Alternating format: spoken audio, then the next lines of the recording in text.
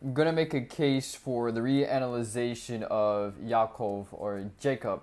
It seems that oftentimes when he is taught on, he is viewed as simply just a supplanter, deceiver, until God changes his name later on to Yisrael, which has some implications, possibly meaning one who strives with God.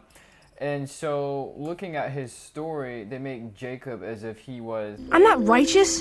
I'm wrongtious. So we have to know that biblical Hebrew is a very contextual language.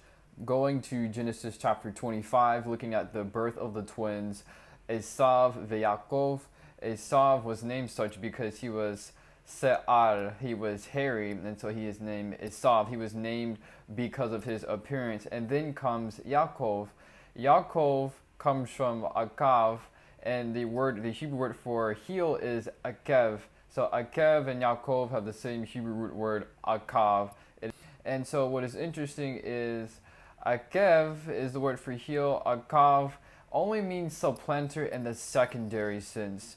If you look at it, this is a verb. It means follow at the heel. And again, very textual. So even though Jacob is usually painted as a deceiver, it is very contextual. So at his birth, he is named Yaakov because he was grabbing Esav's heel. That was not a negative connotation. That was just, as Esav was named because of his appearance, Yaakov was named because of what he was doing when they were born. But it wasn't necessarily a negative connotation or a curse laid upon him, despite what's been taught before.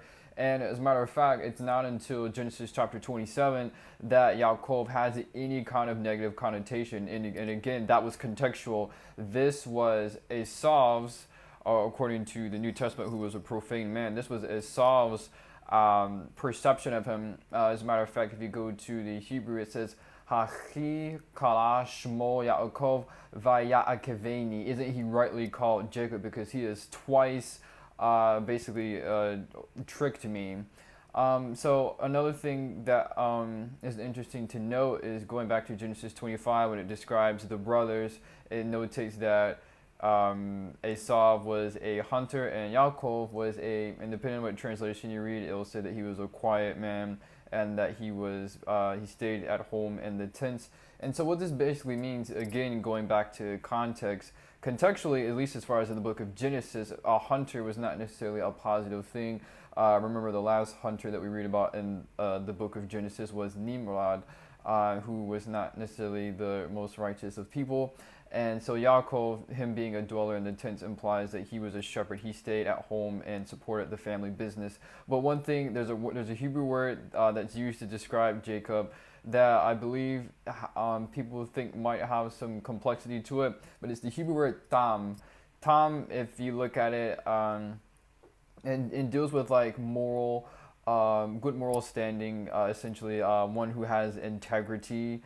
And it actually, it also implies blameless, being blameless. If you go to Job chapter 1, verse 1, it is used, the author of the book of Job uses it to describe Job as being blameless.